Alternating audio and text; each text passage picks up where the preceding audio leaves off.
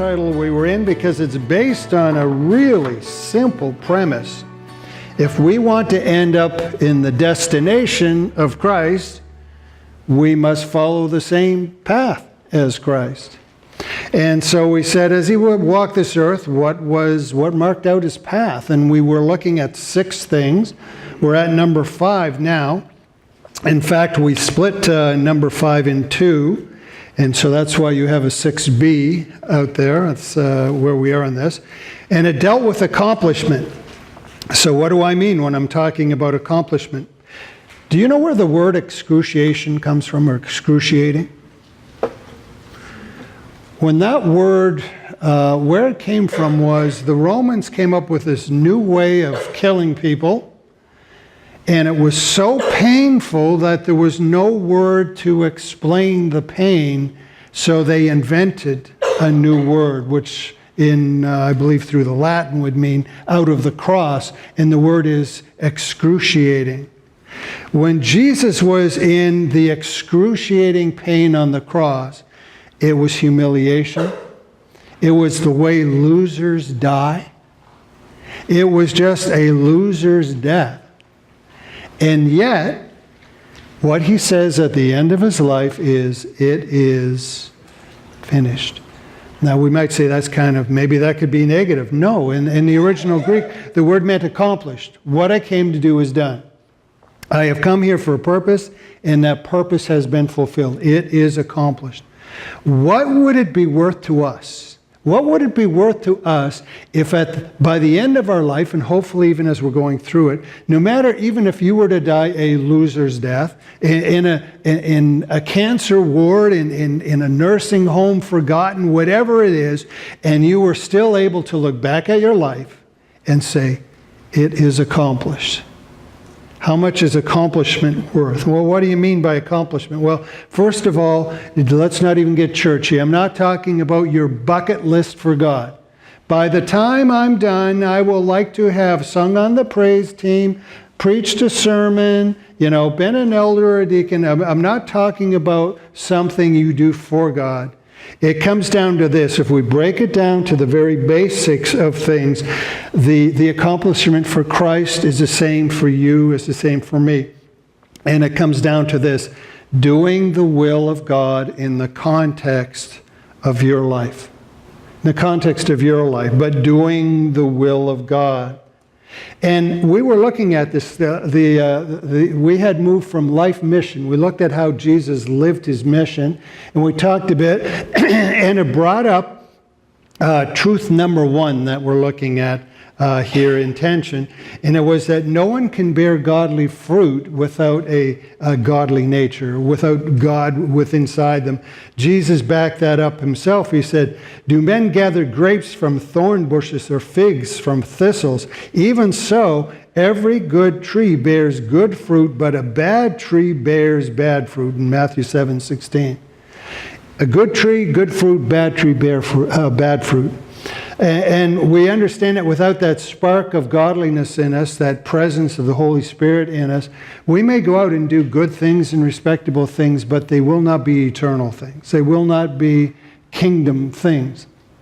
Now, if that truth is all we hold on to, we could end up in a certain dilemma. Because there's a second truth that we know, is that we are still flawed. But I thought I had to be godly. Yeah, but truth too says in reality you're still flawed. You still fight with that fallen nature. I think if we look at Paul, you could almost say every Christian lives a zombie movie. You know how the dead men try and get up out of the grave? Well, we laid the old man into the grave, and he's always trying to get back up, and sometimes his nose pokes through, and we look in a way we shouldn't be looking. So we're always fighting with this. As a matter of fact, Isaiah was a little stronger in his language. He said, "We are all like an unclean thing, and all our righteousness like filthy rags. We all fade as a leaf, and our iniquities like the wind has taken us away." Pretty dramatic. Truth 1, you must be godly to do godly things. Truth 2, you're still flawed. How do we put them together? How do we work this profound situation without getting all twisted in knots or ending up in some place we shouldn't be? How do we take these two truths and balance them? Well, we don't do too well with the profound things, but Jesus has a way. When he spoke, he took it and made it all make sense in one little parable. Took a simple parable that is absolutely genius and explains all of this stuff. And we started last week, we started looking at the sons, and we find that it's all in-house. So we know we're talking about children of the Father. And we have two sons, and they are both flawed. And we have a father with perfect love, and we see how that works out. So we dealt with the younger son last week. We came to, if we wanted to put it down in a nutshell, the younger son had this problem where he thought he knew better than the father. Boy, I'm glad that never happens in churches. There's no one ever thinks they know better than God on the board or in making their programs or in doing other things. But the son had a problem. Life has a way of knocking that stuff out of us, and it does with him. And we end up with this graphic illustration of how he realizes that maybe he's not so smart afterward, and maybe the father knows a little more than he thought he did, and he comes home, and there's a resolution that goes on. And then we come to this older son. Now, if we look at, as it's been pointed out, that we understand the context when Jesus is speaking, he was talking about Old Testament people. He was talking to the Pharisees at the time in the established religion. And then he was talking of the New Testament about to be ushered in. And those who thought they were lost now have a way in. God is still calling them. So there was the good news. There was this balance going on. And you say, okay, well, so there, the old son is almost to us like a vignette. We're all about the younger son, the first son who comes back, and the parables name that, and that's great. And it just seems like Jesus just tacked this vignette of the older son on almost as an afterthought, when in fact it's the most important part for us anyway. Because let's think of this for a minute.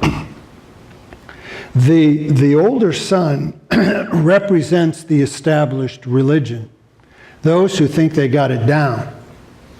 Now, who would those people be today? Well, I might be looking at a few of them.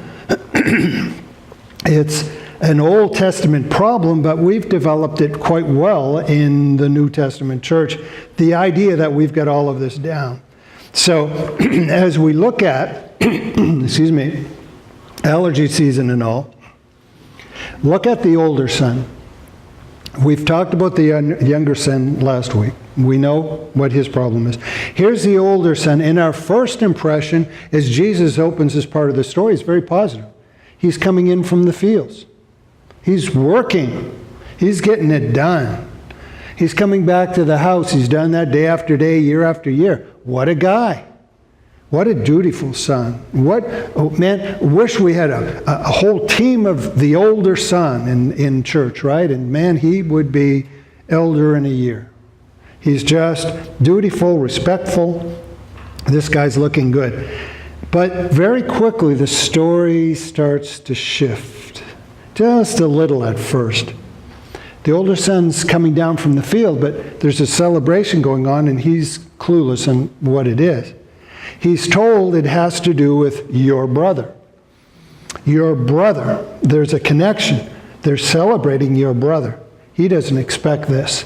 It's an amazing thing, isn't it? I'm going to do this, Larry. Look out. You know it. You feel it, don't you? So he's coming down. He's told, your brother is here. He doesn't expect that. It's just another workday. This younger brother's gone off. He never expects to see him again. So he's very surprised by this. You ever notice when people are surprised? That was behind candid camera, wasn't it? That was what it was all about. The real person comes out when you're surprised. How will he react? You know, he looks respectable. He's very dutiful on the outside. But now, how is he going to react in a surprise? Well, we don't wait long. We find out that in hearing that there's a celebration for the younger brother who has returned, he's angry. And we all know anger wears many faces. And the Greeks knew anger wore many faces. So in the ancient Greek, they used a particular word, orgetzo, which is very specific. It means to be provoked, to be exasperated, or indignant. When do you get exasperated? Here's my example of exasperated. Kevin comes in and I tell Kevin something. Hey, Kevin, would you do this when you come in? Yeah, okay, got it. And Kevin comes in and I come and check and it's not done. Okay, maybe he didn't understand. Hey, Kevin, remember I asked you to do da-da-da. Yeah, sure, got it. I come in again and it's not done. And by about the fourth time, I'm like, hey, Kevin, I'm exasperated because something that should have gotten done wasn't done. Or it could be the reversal. Something that should never have happened has happened. Something that's really dumb. That just shouldn't happen. So in effect, when this is one level of this older son coming down, he hears this celebrating for his younger brother. This is stupid. They shouldn't be celebrating him. Well, how about indignant? Slightly different emotion going on here. I love the way the dictionary puts it. It says, feeling anger at what is perceived as unfair treatment. Unfair treatment. They're celebrating no, he doesn't say my brother. He won't even go there. He's celebrating this guy coming back who's a big mooch. That's not fair. But it's not just about him, is it? That's not fair to me either. There's an unfair treatment. So there's a particular type of anger going on. And it helps us to walk through this kind of play-by-play, because then we start understanding how and where we fit in. We know the situation works like this. They're having a big barbecue. Boy, those ancient Hebrews knew how to make good sauce. It was just amazing stuff, you know. So that everybody's looking at me like, is that really true? So they have this big barbecue going on. Now, question, using your imagination, have you ever, either at the beach or coming home, Heritage Lake you should, you're really, really, really hungry and you smell somebody else's barbecue? It's like, I'd eat the smoke if I could. You know, it's just, oh man, that smells good. But here's the older brother. He's been working all day. You know he's hungry. He comes down and there's this wonderful smell wafting through the air. They're playing his favorite tunes. You know, it's all happening. In a normal situation, he'd be in there like a shot. He wants to be, but because of the principle of the thing, he's not going in. He's angry, he's exasperated, he's indignant, and he doesn't go in. What do we call that when we want to do something, but we're just going to refuse to do it, or we see something, we just refuse to see it? The word that comes to mind to me is stubborn. Boy, isn't it good that as Christians we're never stubborn with God? That God tries to tell us something and we just refuse to see it? Or God does something, we think it's unfair, and we just refuse to talk to him anymore? We just get stubborn? Jesus does something amazing here. Now, you hear this, and it was interesting in the first service. It just rolled off their tongue like that. Yeah, after 2,000 years, some of this stuff just starts to get ingrained. But when Jesus was saying this parable, it would have blown the minds.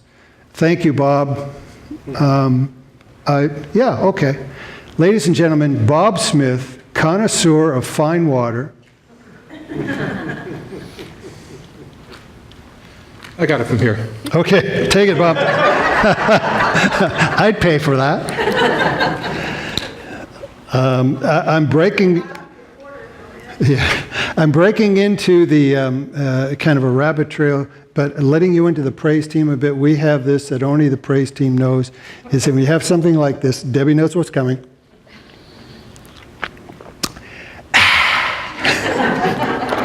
And when you hear 4 or 5 people do that at the same time, it's just absolutely refreshing. Rick is the master, of course. So anyway, back to something important here. Jesus said something that would have blown the minds of the people at the time. And we don't think too much of it as we read it. Think of what the Hebrew people saw God like at this time. Their Old Testament thinking. They know there are rules. And if you follow the laws, you're good. But you need to follow the laws no matter what you feel like. Follow the laws. You do things, you sacrifice things to God. There was even a sense of you appease God by doing this thing. They were really big on reverence. Really, I think we could learn from them. Not so much on love. So what happens? The son is angry. Ooh, that's dangerous in itself, being angry with God. He refuses to go in. Ooh, man, this is not looking good. And then the father does the most unexpected thing, because of course the father in the story represents God. He comes out. What? He comes out? You mean the father approaches first?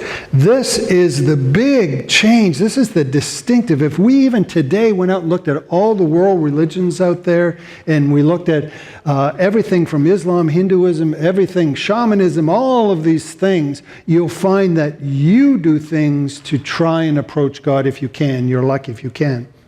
The Romans at the time said, appease the gods and stay away from them. That's the way it worked. God coming out to you? And what's his motive? Maybe he's coming out to scold the son. No, he's coming out in love. And he's reasoning with his son. And he's pleading with him to come in. God coming out and inviting me in, even though I'm being angry with him? How does that work? 1 John 4:17. Keep this in mind. John's writing these letters. This is after the fact of all the teaching and death of Jesus. He tells the gospel in one line. We love him, why? Because he first loved us. He first loved. And Jesus is introducing this theology in this little parable, all there in this little line. Two sons. It seems they're polar opposites. The flaw of the younger is different than the flaw of the older in what they do, the details anyway, but the same root. Neither one of them understood love relationship. How is that? And this is kind of implied in the parable. They have a perfectly loving father, and neither son seems to understand what real love is about. The younger finds out as he goes along. He eventually makes the right choice, because even though the father loves him, he leaves him to make the choice, and he does. He makes a hard choice in a hard situation. But the elder son's not there. He's a whole other deal. He never left. He never starved. He never ate pig slop. He didn't do any of these things. So he was able to build this very fine, polished veneer of respectability that he was living by. And we don't see it stripped away until the surprise. The father's reaction to the younger son. And you know what? It starts looking kind of ugly under the surface. It starts looking kind of ugly what's under there. Twice. The first thing is in connection with his brother. Twice, this older brother is reminded, your brother. Your brother. And I said, trick question, how many times does the older brother call his younger brother my brother, or refers to him as brother? No, you can't say a thing, Debbie. You've been in the first service. That's cheating. In zero. But it was great in the first service. That's a trick question. As soon as I throw out the word trick, nobody will answer. But he doesn't. He never can get the closest he gets is to say to the father, that son of yours. Ever use that phrase? Parents use that, right? When your kid's really messing up. That son of yours, you know. And that's as close as the brother. He's completely estranged, completely alienated, and completely in judgment over this. And completely oblivious or heartless to what the younger son had gone through. Now, to really, in the appreciation of this, man, I wish we had time to really look at the words that were used, the nuance of the Greek words in here, because they're all so dramatic. But let me just kind of sum up how this goes. The nuance of when the younger son went out, it's like life. He was having a great time, but he ends up in a living hell. Know anyone like that? Man, it is, if I do this and I do that, these things are all kinds of fun.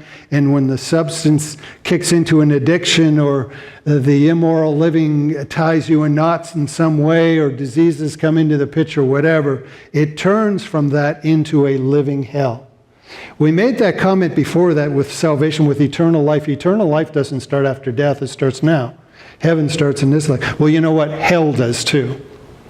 And so the son was in a living hell. It says he was wasting his life, but he was also in the process of being wasted. He was being utterly destroyed.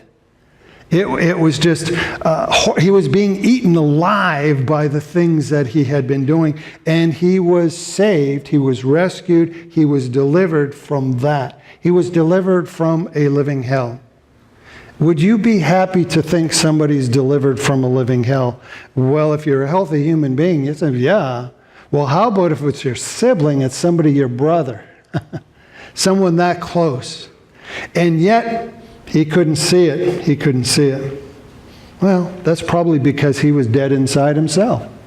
It was probably because he was dead inside himself. So there he sat, just, looking righteous, judgmental, alienated, not loving the very person that you would think he would love.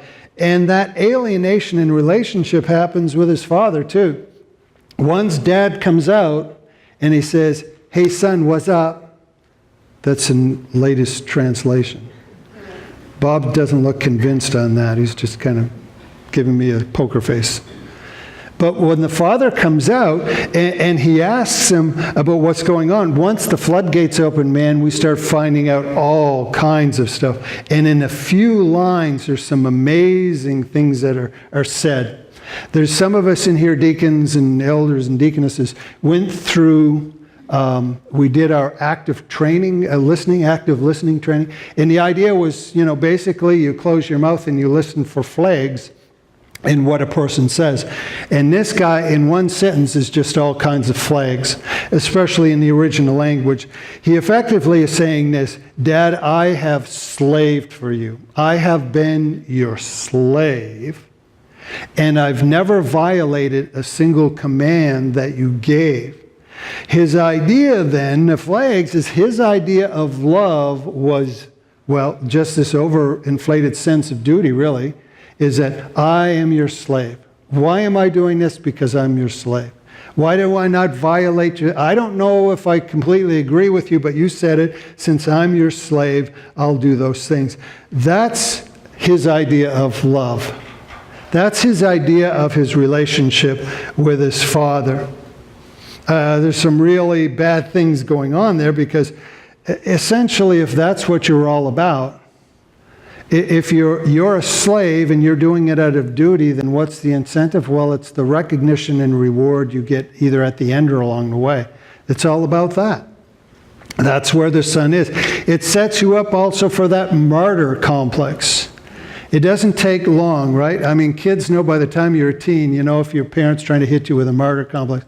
After all I did for you, go out, have fun. I'll stay here and slave in the kitchen. But the martyr complex is what this brother's kind of throwing out there. And he complains about this barbecue going on, and that reveals a few things in there. First, that idea that it was all about the sense of duty, and that the payoff should be his recognition, not his brother's. And then secondly, is not understanding the relationship either. He's saying, you, Dad, never gave me some prime beef to cook here. You've never gave me anything for barbecue. And what's his father saying? Well, I don't have to. It's all yours. How about that in our Christian walk even? Ever been there with God? Why don't you give me da-da-da? Why don't I have the power to do such and such? All I have is yours. If you're my child, it's yours. It's already yours. Then you start wondering, maybe there's something we don't understand in the relationship. And that's what's going on there. The son, it's already yours. Why should I do it? Well, because, one thing is I want you to give it to me so I get recognition. But he's not understanding the relationship to his brother. He's not understanding the relationship to his father. He's now angry at both of them. He's estranged from both of them. All of this surface respectability's starting to get peeled away a little bit. And then there's one other little nuance. It's kind of subtle, but we'll see that play out in this scenario too. Remember, we made this important to point out. It said, Another trick question that I intimidated the first service with, because they have to answer. I said, where is the first time we see the mention of harlots in the parable? Where is the first time? Who first mentions ladies of the evening? They did that in the first service too, Pam. They went, a what? I said, I guess harlot's not common anymore. When is the first time? Jesus is very careful when he tells the story that he uses a particular word. He said the son wasted his blessing recklessly. And the word we said was really amoral, not immoral. In other words, it was like if you went out and bought yourself the most expensive car and you knew you couldn't afford it, that'd be irresponsible, but there's nothing immoral about buying a car. And that's why it's called the prodigal son, is because prodigal means to waste in a luxurious way. He was wasting. He was very irresponsible. Nothing ever said that he spent his money on that kind of thing. Let's go into the parable and think of this. The older brother had no idea where the son went, and he came back and he was surprised he was even there, so he hadn't talked to him yet. He knew he went out and wasted all his money, but he really didn't know how, so he started filling in the blanks with his own imagination, right? Ooh. So whose imagination dreamed up the harlots? You know, you ever notice that sometimes even as really pious Christians, the things that we're the hardest on are the things we'd really like to do ourselves? And there's a real sense that this is going on in this son. There's a real sense. So we're looking at this. There's some subtle things, and there's some really obvious things. But if we step back and look at the full story, just imagine this is today.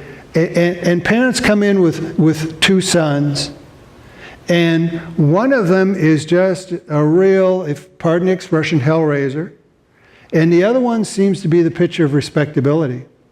Well, which one do you kind of put your bet on? You know, you say, okay, that kid's probably going to end up in seminary. That one, well, prison. So we do this type of thing. We kind of project, you know, I can see where this is going with this kid. And yet Jesus takes a story. He takes the bad kid, has him, and he is a real idiot, but he goes out, at least he's honest. He says, you know, Dad, I know better than you. Okay, you think you know, it's fine. And he goes out, he does his thing, and he honestly pays the price. He learns from it. And we find out, oh, it's okay to have flaws. God can still reach you. God can still invite you. God is still there. So he, at the end of the story, his story is resolved, really. He's back now in proper relationship with the Father. At the beginning of the story, we had the respectable son, and if you had a bet on someone, oh, that's the guy who's going to end up in seminary, that's the guy who's going to do really well. And it's reversed to the point that by the end of the story, his story's still going on. It's like one of those sci-fis, you know, where the aliens come to Earth, and you think they wipe them all out, and there's just one left, you know, type of thing, and so the story isn't over. It's kind of like that. His story is not over. Now, Jesus might have been talking to Pharisees, but he was really talking to the religious people of his day. Those people of the established religion. Who are the established religion now? Yeah, you know, we wouldn't want to say it that way, but here we are, the Pharisees of the day, if we're not careful. So we may end up with the same problem as this brother. We may end up being respectable on the outside and not on the inside. The problem with the younger brother was that he thought he knew better than God, and he was just really, in effect, God, the Father. And he was foolish, and he learned his lesson. And it turns out that the danger, even more dangerous than that, is what the older son is doing, and that is inner dishonesty.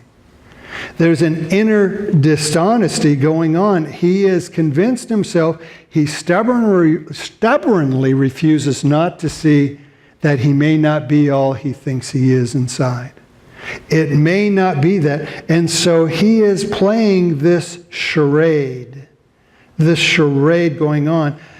So in the stories, we look at it then, how do we know? What are signs, if we were to look at it, that we're like the older brother in some way? What way might we be showing the same signs? Because here's what I would put to you, is that we're talking about children of the Father.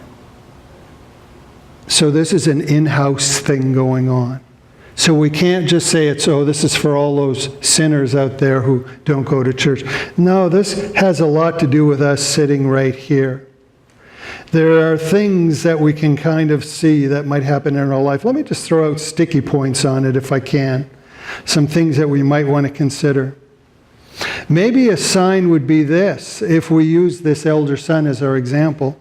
One is that it's that son or daughter of the father who leaves a church in a huff and says, after all I've done for that church.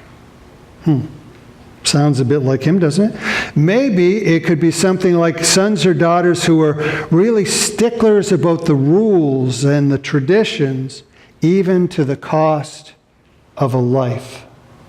That person doesn't fit in here with our churchy ways. Let's see if we can't run them out. Maybe it's a son or daughter who has developed this martyr complex we're talking about just below the surface. Maybe it's a son or daughter who just simply doesn't find joy in following Christ. It's not even about any joy in following Christ. It's all about duty and then at some point getting reward or recognition in it. If you come in here smiling, we're not doing it right. Should be pain. Should be hurting. Should be happy to get out of here when we're done. You know, nobody smiled, nobody laughed. No joy in it at all. Maybe it's a sense of indignation for not being recognized for that wonderful thing that you did or this person has done. Or maybe it's indignation that somebody has done a wrong and they weren't properly disciplined. Maybe it's that way. Maybe it's a sense or lack of sense of appreciation for the joy of one who is saved. Do we realize what it is to be saved from a living hell and then an eternal hell? That should matter to us. That should matter.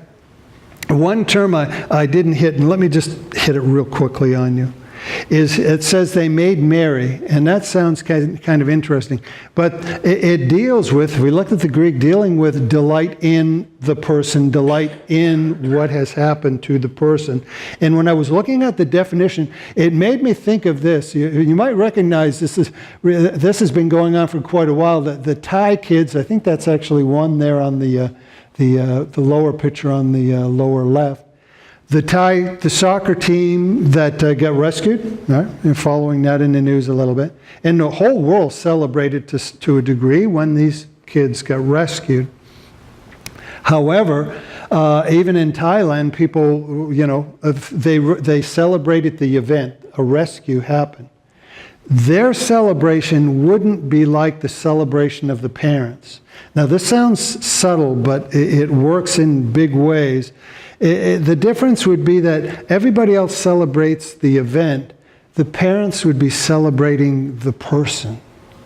Rescue was the mechanism, but the parent is so happy to see the child again. Their celebration is in the presence of the child. I am so happy my child is here again and safe. Another example of that is really coming up when we do our lake baptisms in a bit. Think of it this way, is that if we go down and it's kind of really cool, we do the lake baptism, who knows, maybe some people from other churches might come by and they didn't even know we were doing it and they look down, hey look, they're doing baptisms down there, and they might celebrate along with us. Isn't it great that there are baptisms going on? However, we know the people. Believe me, yeah, you do. And we know them by name, and we know the lives of these people. So when we do it, we celebrate the person. Only love can do that. And if love isn't there, then it's not that kind of celebration. So the older son could not even understand the celebration. He wasn't there. He wasn't in that place. Sticky points. Just let me throw these out for you. If I were to say, okay, you threw out this plethora of information, what do I take home?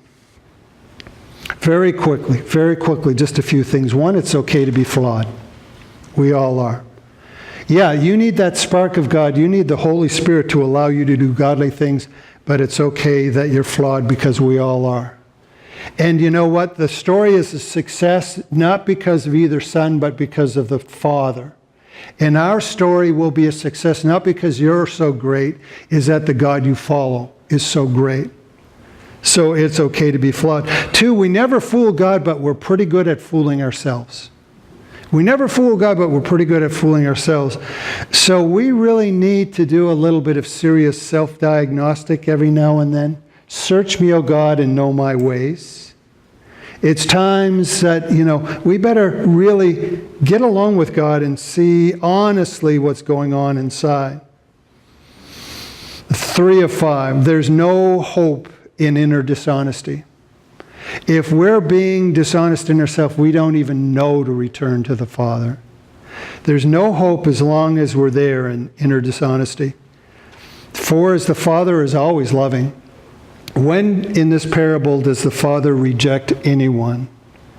He gives them their space to do what they will. There's something they have to do to come back to Him, but He has never slammed the door on anyone.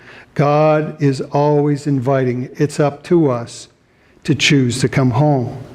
And 5 is just because you are sitting here doesn't mean you've made that choice. The elder son never left the father's home, and yet he never was really there. The relationship was not there. He had never understood the love, and it all came down to the inner dishonesty.